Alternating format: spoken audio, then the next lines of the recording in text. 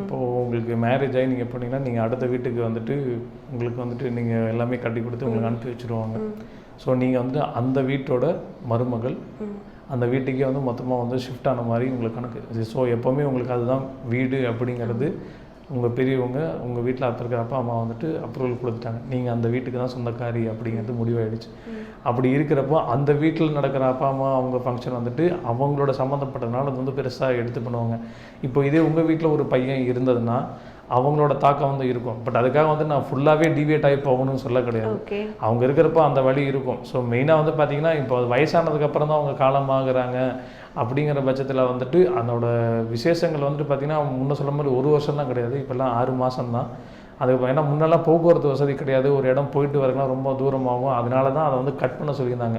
அதை வந்து இந்த காலத்துக்கு அப்படியே அப்ளை பண்ணக்கூடாது. ஓகேங்களா? ஸோ 6 மாதம் அதுக்கப்புறம் அவங்க வேலைகளை வந்து செய்ய ஆரம்பிச்சிடலாம்.